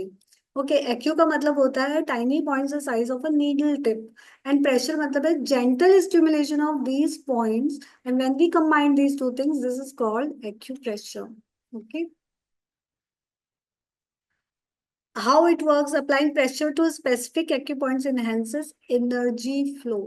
हमने पहले ही बात की कि जहाँ पे इमोशंस का या एनर्जी का स्टैग्नेशन होता है, जहाँ पे भी ब्लॉकेज आ जाती है, जहाँ पे भी वो रुक जाती है, जहाँ भी कम हो जाती है ना, तो वो बीमारी का कारण बनती है। तो एनर्जी का काम बिल्कुल रिवर की तरह है कि फ्लो होती रहेगी तभी वो प्योर रहेगी, तभी वो शुद्ध रहेगी। ठीक है, these points are spread across the body and influence physical, mental and emotional balance. ठीक है, so now let us understand. अब सबसे पहले जो हमें देखना है, मॉर्निंग में उठते ही सबसे पहले ये काम करना है कि हमें अपने दोनों हाथों को जोड़ना है इस तरीके से। क्या ये बताता है एक्चुअली ये क्यों करना है? हमारी बॉडी में जो नेवल होती है, जो हमारी नाभि है, बेबी भी नाभि से ही जुड़ा हुआ होता है। नाभि के थ्रू अम्बिलिकल कॉर्ड बेबी को और मदर को कनेक्ट करती है अंदर यूट्रस में। ओके, अलग से एक सैक बनता है उसमें। तो जो नाभि है वो सेकंड ब्रेन कही गई है आयुर्वेद में। इसका अगर बैलेंस गया तो सारा जितना भी एब्डोमेन का जितना भी रीजन है वो सब इम्बैलेंस होने के चांस रहते हैं, और अलग अलग तरीके से वो रिफ्लेक्ट करता है। हर किसी में अलग अलग तरीके से रिफ्लेक्ट करता है, जैसे किसी को वॉमिटिंग हो गई, पेट में दर्द हो गया, या फिर भूख बंद हो गई, या फिर लूज मोशंस लग गए, या फिर सीवियर कॉन्स्टिपेशन हो गया। ये अलग अलग तरीके से रिफ्लेक्ट करते हैं, किसी को फीवर भी हो जाता है। तो it's central role in digestion, energy flow and emotional health also. ठीक है, तो इसकी बैलेंसिंग करते ही पूरी एंटायर बॉडी जो है वो बैलेंस में आ जाती है। तो नाभि अगर आपकी डिस्टर्ब है तो उसे पता करने के लिए हम इस तरीके से अपने दोनों हाथों को जोड़ते हैं, और ये 1, 2, 3 और 4, ये चारों लाइन आपस में मैच करनी चाहिए। जब नाभि डिस्टर्ब होगी तो ये लाइन मैच नहीं करेगी, कोई एक लाइन, एक फिंगर जो है, लिटिल फिंगर, छोटी या बड़ी होगी। तो जैसे ही आपको ये पता चले, आपको क्या करना है, जो छोटे फिंगर है उसे ऊपर की तरफ पुल करना है। ठीक है, पुल करना है कि जब तक कि वो बराबर नहीं आ जाए, और उसको वो सेट हो जाए अपनी जगह पे। तो कुछ दिनों के लिए आप जैसे हाथ में स्टारबक टिकाया है, सूखी मटर का दाना एक पेपर टेप की हेल्प से आप यहाँ पर लगा दीजिए, तो ये आपकी नेवल सेट हो जाएगी। ठीक है, नेक्स्ट ट्रीटमेंट है tapping on acupoint GV20। This is a very very important point. जिन लोगों को भी एंग्जाइटी रहती है, डिप्रेशन रहता है, या कोई भी इमोशनल डिस्टर्बेंस है, उसके लिए ये पॉइंट पे टैपिंग करनी है। ये हमने अपने पिछले वेबिनार में डिस्कस किया था कि इस तरीके से सर के बिल्कुल ऊपर जहाँ ये पॉइंट लिखा हुआ है, टॉप ऑफ द हेड, उसको यहाँ पर इस तरीके से टैप करना है ऑलमोस्ट 50 टाइम्स। राइट, टैपिंग करेंगे तो ये पॉइंट से आपको स्लीप क्वालिटी भी बेटर होगी, आपका इमोशनल डिस्टरबेंस भी दूर होगा, और फिजिकली भी आप हेल्दी होंगे। इमोशंस और का हमारे फिजिकल बॉडी पे आपने इफेक्ट पहले ही समझ लिया है। ओके, इट विल काम द माइंड। नेक्स्ट पॉइंट है थर्ड आई पॉइंट, बिल्कुल बीचों बीच दोनों आईब्रोज जहाँ मीट करती हैं उसका बिल्कुल जहां पर हम बिंदी या तिलक लगाते हैं, तो वहां पर ही इसको टैपिंग करनी है। इस तरीके से टैपिंग कर सकते हैं, या फिर नीचे से ऊपर की तरफ, सर की तरफ, आईब्रोज से लेते हुए यहाँ, इस तरीके से आप बहुत ही हल्के हाथ से मसाज भी कर सकते हैं डेली। 2 से 3 मिनट करेंगे, उसी में ही आपको इतना रिलैक्स फील होने लगेगा। अगर आपको नींद नहीं आ रही है तो नींद भी आ जाएगी, और बहुत ही अच्छी नींद आएगी। जो ओवर थिंकिंग या वरी या फिर कुछ भी माइंड में चल रहा है, वो सब दूर होने में इससे हेल्प मिलेगी। और भी बहुत बेनिफिट्स हैं। थर्ड पॉइंट इज ताई यांग। ये पॉइंट हमारे टेम्पल्स पे है। अगर हम इस तरीके से नीचे उतरे तो यहाँ पर आकर आप जब प्रेशर देंगे, बहुत ही हल्के हाथ से एकदम जेंटल मसाज करना है। ये आप प्रेशर देंगे around 2 to 3 minutes, and you will feel कि सर में दर्द हो रहा है या फिर थकान महसूस हो रही है, आंखों में पेन है, किसी भी तरीके का माइग्रेन है, हेडेक है, सब इस पॉइंट से दूर हो जाता है ये मसाज से। स्लीप क्वालिटी, इमोशनल बैलेंसिंग, ये बहुत सारी चीजों में हेल्प करता है। नाउ फीमेल्स के लिए ये एक्सरसाइज बहुत इंपॉर्टेंट है। आपको कोई भी अगर ये प्रॉब्लम है जो हमने कॉमन डिसऑर्डर्स में मेंशन किए हैं, तो आपको ये रिस्ट से लेकर 4 फिंगर्स ये इस तरीके से पकड़नी है, और इसको डेली मसाज करना है। यू कैन यूज ऑयल, ताकि एक स्मूथ मसाज आपको मिले। कम से कम 5 मिनट का मसाज सुबह, और 5 मिनट का सुबह। तो जितने भी डिसऑर्डर्स हमने मेंशन किए हैं उन सब में आपको इसका रिलीफ देखने को मिलेगा। ठीक है, तो ये जितने भी रिप्रोडक्टिव इश्यूज हैं, सब में आपको ये मसाज करना है इस तरीके से, जिस तरीके से मैं आपको बता रही हूँ। ये आप देखिए अच्छे से। हाँ, let me show like this. Okay, इस तरीके से मसाज करें दोनों हाथों में, 5 मिनट यहाँ और 5 मिनट यहाँ। आपको एनर्जी के लेवल पे भी बहुत चेंज महसूस होगा। आपको थकान लग रही है, फटीग लग रही है, रेस्टलेसनेस है, कोई भी इमोशनल डिस्टरबेंस है, और फिजिकल डिस्टरबेंस भी इससे दूर होगी। ये मसाज आपको डेली करना है, 5 मिनट सुबह और 5 मिनट शाम। थोड़ा ऑयल लगा लेंगे तो आपको स्मूथ मसाज करने में बहुत हेल्प मिलेगी। हल्का ही ऑयल लगाना है, ठीक है।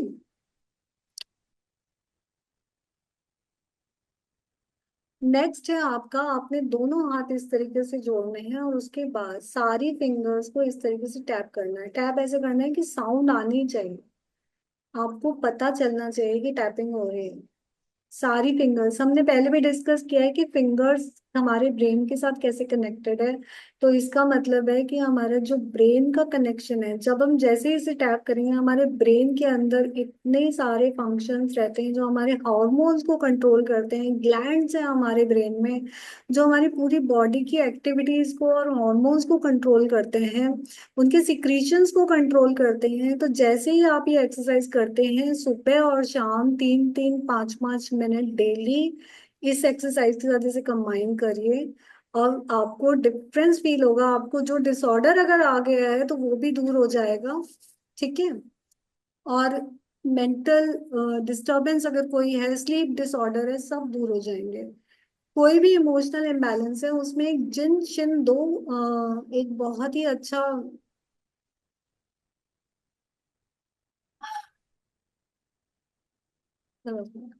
बहुत ही अच्छा जिन दो में इसका ट्रीटमेंट डिस्कस किया है कि आप कुछ ज्यादा कुछ नहीं करना है। देखिए, सिर्फ सिंपल एक फिंगर को ऐसे पकड़कर बैठ जाए, और आप 1-1 मिनट के लिए फिंगर को पकड़ के बैठ जाए। तो कितनी सिंपल एक्सरसाइज है, और इससे ही आपके इमोशनल बैलेंस हो जाएंगे, ठीक है। ये इमोशनल बैलेंसिंग के लिए बहुत अच्छी एक्सरसाइज है। आप देखिए फिंगर्स पे किस तरीके से इमोशंस को रिप्रेजेंट किया हुआ है: anger, grief, pretence, trying to, okay, and fear, anger, worry, सारे इमोशंस हमारे फिंगर्स में देखिए इस तरीके से पकड़ना है और बैठ जाना है। ये 1 1 मिनट, बहुत तेज नहीं पकड़ना है, एकदम हल्के हाथ से पकड़ के बैठ जाना। और इन दी एंड जब भी आप दोनों हाथों के फिंगर्स को पूरा 10 का राउंड कंप्लीट करना है, फिर उसके बाद दोनों पाम्स को इस तरीके से जोड़ना है जैसे फोटोग्राफ में दिखाया है, और लेकर आप 3 मिनट डीप ब्रीदिंग कीजिए, 36 डिवाइन ब्रेथ्स लीजिए। ठीक है, और फिर उसके बाद आप देखिए कि how you feel rejuvenated, energised and so emotionally balanced and calm and at peace. So this is a very good exercise.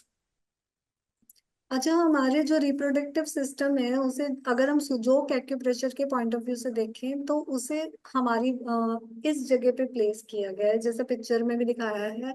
हमें सिंपल ये करना है कि यहाँ पीछे से सपोर्ट देकर आगे की तरफ उसको इस तरीके से, अगर मैं इस तरीके से दिखाऊं आपको तो दोनों फिंगर्स पीछे रहेंगी और थंब आगे रहेगा और मैं उसको इस तरीके से प्रेशर दूंगी। ठीक है, आप अपनी तरफ से देखेंगे तो इस तरीके से प्रेशर जाएगा। आपने इस तरीके से अगर यहाँ प्रेशर देना है, आपको पीएमएस है, पेन हो रहा है, पीरियड्स के दौरान पेन हो रहा है या कोई भी प्रॉब्लम डॉक्टर ने बता दिया, आपने बस सिंपल यहाँ पे प्रेशर देना है। ध्यान इतना रखना है कि पीछे आपको सपोर्ट देना है। तो इस एरिया में आप प्रेशर देंगे तो उससे रिप्रोडक्टिव सिस्टम से जुड़ी हुई, हार्मोनल इम्बैलेंस से जुड़े हुए सारे प्रॉब्लम्स में रिलीफ आने लगता है। डेली इसको प्रैक्टिस में लाएंगे। यूटीआई की प्रॉब्लम फीमेल्स में बहुत कॉमन है। उसका सिंपल ट्रीटमेंट है कि इसी जगह पर दोनों फिंगर्स मतलब 2 फिंगर इधर 2 फिंगर इधर, इस जैसे ही हम नीचे जॉइंट पे उतरेंगे, रिंग फिंगर और मिडिल फिंगर से जैसे नीचे उतरते हैं पाम में, पिक्चर में भी दिखाया हुआ है, यहाँ पर ब्लैक कलर लगा लो। ठीक है, इससे यूरिनरी ट्रैक्ट इन्फेक्शन फीमेल्स में बहुत कॉमन है, इसमें बहुत रिलीफ मिलता है इससे। कोशिश ये करनी है कि जिन्हें यूरिनरी ट्रैक्ट इन्फेक्शन है तो वो 2 3 लीटर कम से कम पानी डेली पिए, और उनके अंडरगारमेंट्स ड्राई रहने चाहिए, ब्रीदेबल रहने चाहिए, एंड पब्लिक टॉयलेट्स अवॉइड करने चाहिए। और if at all they are going to use public toilets then half squat position, यानी कि बिना टॉयलेट की सीट पर बैठे हुए उसे यूज करना। उस पर बैठना नहीं है, आप हाफ स्क्वाट पोजीशन में आप यूरिन पास कर सकते हैं, तो उससे भी आपको हेल्प मिलेगी थोड़ा कंट्रोल करना में। अवॉइड यूजिंग पब्लिक टॉयलेट्स तो। और घर में भी हमने पहले ही डिस्कस किया, हाइजीन मेंटेन करना बहुत जरूरी है, personal hygiene as well as environmental hygiene. Spicy foods नहीं खाने चाहिए, और एसिडिक फूड को भी अवॉइड करना चाहिए। अगर यूटीआई हो तो वाटर इनटेक बढ़ा देना चाहिए। Then irregular menstrual cycle, one irregular menstrual cycle के लिए जैसे पिक्चर में दिखाया हुआ है, बस आपने यहाँ पर इधर ब्राउन कलर लगा लेना है जॉइंट के ऊपर। सेकंड जॉइंट है इंडेक्स फिंगर का डॉर्सल साइड, ये जो पीछे का हिस्सा है उसे डॉर्सल बोलेंगे, आगे का जो हिस्सा है उसे पामर बोलेंगे। ठीक है, यहाँ पर आप ये लगा लीजिए। अगर आपका पीरियड्स पहले आ जा रहा है या बाद में हो रहा है या कभी जल्दी आ रहा है कभी बाद में आ रहा है, ज्यादा डिफरेंस नहीं है, 2 या 3 दिन का मैक्स डिफरेंस है बस, तो आप ये लगा लीजिए। आपको इससे धीरे धीरे आपकी मेंस्ट्रुअल साइकिल की रेगुलरिटी में डिफरेंस आने लगेगा। प्रिकॉशंस हैं इसमें। अब हम कलर थेरेपी डिस्कस करने वाले हैं। ध्यान रखना है कि ये प्रेग्नेंट लेडीज को नहीं लगानी है, और पीरियड्स अगर आपको हो रहे हैं तो पीरियड्स के दौरान आपने कोई एक्यूप्रेशर ट्रीटमेंट नहीं करना है। एक्सरसाइजेस आप कर सकते हैं लेकिन कलर थेरेपी या मैग्नेट थेरेपीज वगैरह कुछ नहीं करती। तो यूटीआई का हमने डिस्कस किया था कि यहाँ ब्लैक कलर लगा लेना है। फिर हमने डिस्कस किया अगर आपका इरेगुलर मेंस्ट्रुअल साइकिल है, कभी जल्दी कभी देर में, लेकिन 2 या 3 का ही जल्दी या देर का पीरियड है, तो उस केस में आप इंडेक्स फिंगर पर सेकंड जॉइंट पर ब्राउन कलर जैसे पिक्चर में दिखाया है वैसे लगा लीजिए। फिर उसके बाद अगर आपको पेन हो रहा है तो जहाँ स्टार मार्क दिखाया हुआ है ना मिडिल फिंगर में, फर्स्ट जॉइंट के जस्ट नीचे, वहां पर आप मेथी का दाना लगाकर छोड़ दीजिए और उसे थोड़ी थोड़ी दूर देर में प्रेस करते रहिए, या फिर कोई पेंसिल ले लीजिए, या फिर अगर आपके पास प्रोब है तो आप वो यूज कर सकते हैं। जैसे अगर प्रोब है तो अगर मैं प्रेस करूं तो ऊपर की तरफ प्रेस करूंगी, ये पॉइंट। ठीक है, और एक पॉइंट यहाँ पे आता है CV4, ये अगेन बीच वाली लाइन से वो उसमें नीचे की तरफ प्रेस करूंगी। तो आपका पेन विद इन मिनट्स चला जाएगा। ये इतना इफेक्टिव है ये, कि आपको अगर पेन आ रहा है पीरियड्स में या पीरियड्स के पहले या बाद में, तो आप ये पॉइंट पे मेथी दाना लगा के प्रेस कर दीजिए, या फिर इस जैसे प्रेशर देना बताया वैसे कर लीजिए। विद इन मिनट्स, मैंने जिसको भी ये पॉइंट दिया है उसको विद इन मिनट्स रिलीफ मिला है, विद इन मिनट्स। ओके। फिर है dysmenorrhoea, pain in every menstruation cycle. आपको जब भी पीरियड्स होते हैं तभी पेन हो रहा है, तो आपने ये पॉइंट लगाना है मिडिल फिंगर के मिडिल जॉइंट में, ब्लैक कलर। आप स्क्रीनशॉट जरूर ले लीजिएगा, ठीक है। तो इससे साइकिल रेगुलेट होने में बहुत हेल्प मिलती है, और मेंस्ट्रुअल क्रैम्प्स जो आते हैं, जो पेल्विक पेन होता है, उसमें बहुत रिलीफ मिलता है। ठीक है, ब्लैक कलर लगाना है जैसे दिखाया है। Then menorrhagia, menstruation with excess bleeding. जिनको बहुत एक्सेस ब्लीडिंग होती है, एक्सेस ब्लीडिंग मतलब परेशान ही हो जा रहे हैं, 5 दिन हो गए, 6 दिन हो गए, और लगातार बस पैड के पैड चेंज करे जा रहे हैं, करे जा रहे हैं, तो वो नहीं करना है। उस केस में आप ये पॉइंट लगाएंगे लिवर 2। ये मिडिल फिंगर में है, ये जब जो पॉइंट मैंने लगाया हुआ है उसके जस्ट ऊपर लगेगा ये। ठीक है। और अगर यहाँ चले जाएंगे नेल के पास तो वो लिवर 1 हो जाएगा, वो भी यूज में करते हैं हम, लेकिन हमें इन दोनों के बीच में यहाँ लगाना है। ध्यान से लगाइएगा, आप लगाने के बाद मुझे फोटोग्राफ भेज सकते हैं अगर आपको चेक कराना है तो। ओके। नेक्स्ट पॉइंट है हमारा liver 5, sudden pain in gonads. Gonads मतलब रिप्रोडक्टिव ऑर्गन्स को हम गोनाड्स कहते हैं। तो ओवरीज और यूट्रस में या उस एरिया में वो पेन अलग ही होता है, पता चल जाता है। पेट का दर्द अलग होता है और गोनाड्स का पेन अलग होता है। ये बिल्कुल लोअर पेल्विक रीजन में होता है। पेल्विक बोन से लगते हुए अगर ये पेन उस एरिया में आ रहा है तो समझ जाइए कि गोनाड्स का पेन है। आपको बिल्कुल अलग फीलिंग आएगी इसकी। उस केस में आपको ये पॉइंट लगाना है, black colour, again middle finger. और देखिए सारे लिवर से कनेक्टेड है। लिवर के साथ कौन से इमोशंस थे, लिवर और gall bladder, anger and frustration. थोड़ा ध्यान रखिएगा कि एंगर और फ्रस्ट्रेशन से दूर रहिएगा। किसको जिसको जो करना है करने दीजिए ना। आप अपना मेंटल बैलेंस क्यों खो रहे हैं किसी और के कारण, ठीक है। हमें शांत रहना है, प्रसन्न रहना है। तो आप थोड़ा ये कलर लगाएंगे यहाँ पर, इधर बिल्कुल सेंटर से थोड़ा ऊपर, मतलब ये वाले जॉइंट, फर्स्ट जॉइंट और सेकंड जॉइंट का सेंटर लिया, उससे थोड़ा ऊपर ये कलर लगाना है। फिर उसके बाद है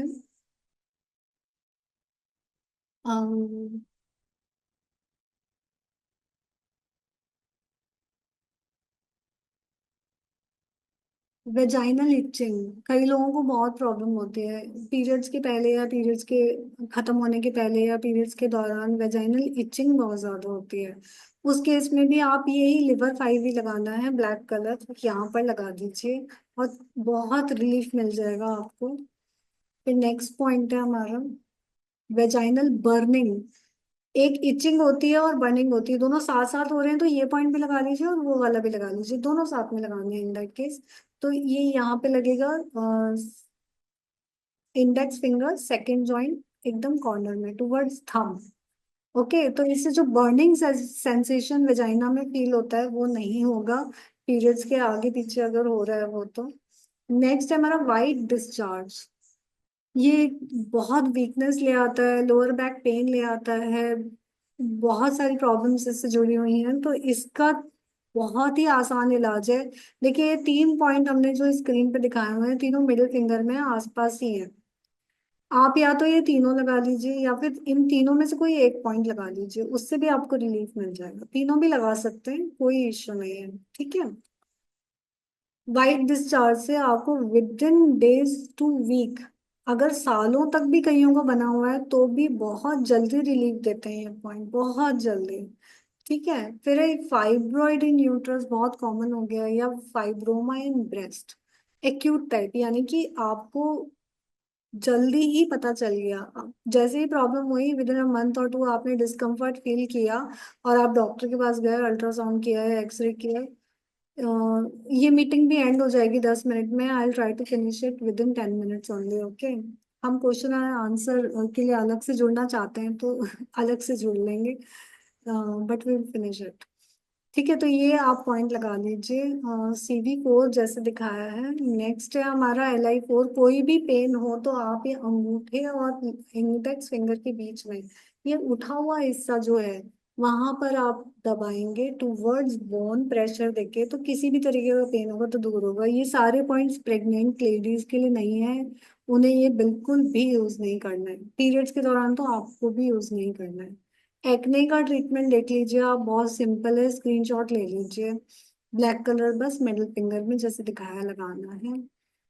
फिर थायराइड डिसऑर्डर के लिए यहाँ पर ये बिल्कुल बीच में एक ट्यूब सी है, यहाँ पर आपने मसाज करना है बस पकड़ के, इस तरीके से 5 से 10 मिनट आप डेली मसाज कीजिए। हल्का सा ऑयल ले लीजिए, अगर आपको रबिंग करने में प्रॉब्लम है तो उसी से ही आपको बहुत रिलीफ मिलने लग जाएगा। मैं यूजुअली आयुर्वेद में यूजुअली इसके लिए वर्जिन कोकोनट ऑयल सजेस्ट किया है, तो उससे मसाज करेंगे तो बहुत जल्दी रिलीफ मिलेगा। हेयर फॉल के लिए हमने ग्रुप में ऑलरेडी शेयर किया है ये, तो ये जो भी ग्रुप में ऐड होना चाहते हैं वो हो सकते हैं, उनको ये सारी चीजें आसानी से वहां मिल जाएंगी। आप बस ये लेफ्ट थंब के अराउंड ब्लैक कलर लगा दीजिए, इससे दांतों के दर्द में या hot and cold sensation in tooth, उससे भी बड़ा रिलीफ मिलता है। अगेन इमोशनल बैलेंसिंग के लिए लेफ्ट हैंड में first joint below the nail green colour लगाने से एक्सेसिव वरी और ओवर थिंकिंग में बहुत रिलीफ मिलता है। ये बहुत अच्छा पॉइंट है।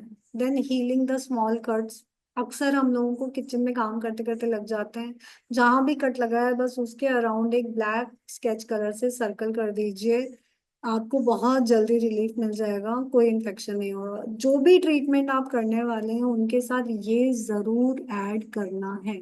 GB20 top of the head की एक्सरसाइज, ये वाला एक्सरसाइज जो हाथ का है वो इमोशनल बैलेंसिंग की एक्सरसाइज, जिनशिन दो की करें या कोई भी ले लीजिए आप, ये वाली ले लीजिए। और साथ में ये kidney beans, miraculous results. Kidney beans तो हेल्दी पर्सन को भी लगाने चाहिए, ताकि कई तरीके की बीमारियों से प्रिवेंशन हो जाता है। ठीक है, किडनी बीन्स कैसे लगाने हैं उसका वीडियो हमने शेयर किया हुआ है, जो ग्रुप में नहीं है उनसे भी शेयर कर देंगे। ठीक है, मून और सन का हमने पहले ही डिस्कस किया है कि कैसा हमारा कनेक्शन है, तो ये मून वॉक और मॉर्निंग वॉक जरूर करनी है।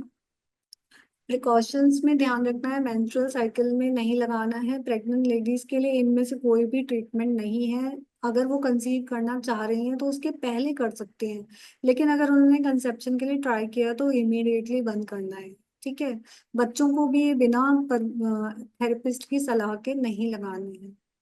कोई भी प्रॉब्लम हो तो तुरंत बंद कर देना है, हाथ धो लेने हैं अगर कलर लगाए हैं तो। ठीक है, एक्सरसाइजेज आर वेरी सेफ। आसन, योग आसन की अगर बात करें तो walking, butterfly pose, Surya Namaskar is very wonderful exercise.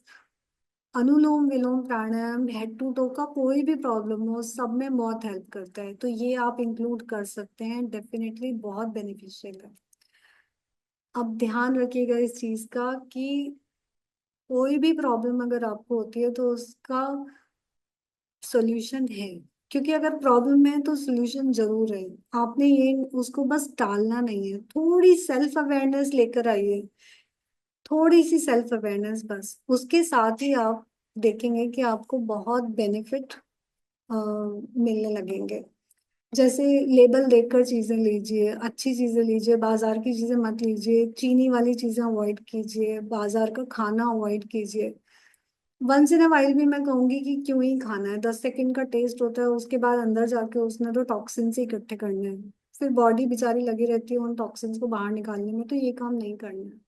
ठीक है, अगर आपकी कोई क्वेश्चन है तो वो हम ले लेते हैं, एक दो, मीटिंग डेफिनेटली खत्म होने वाली है विद इन 5 मिनट्स, तो एक दो क्वेश्चन हम ले लेते हैं। अब नवरात्रे हैं तो थोड़ा ध्यान रखिए अपना, आज से रेजोल्यूशन ले लीजिए कि हम अपना ध्यान जरूर रखेंगे, क्योंकि हम ठीक है ना तो आगे आने वाली जो जनरेशन है वो भी ठीक रहेंगी। क्योंकि फीमेल का एक ही रोल है, नेचर ने उसे यही बनाया है, मेल फीमेल दोनों मिलकर रिक्रिएट ही करते हैं, इसीलिए मेंस्ट्रुएशन और का ये जो साइकिल है ये फीमेल को प्रोवाइड किया गया है, इट्स अ ब्लेसिंग, तो इसे ब्लेसिंग की तरह ही यूज कीजिएगा। ठीक है, all my best wishes are with you. In case of one or two questions are there, we can definitely take that. Please ask. Thank you for joining. Yeah, unmute yourself and ask if you have anything.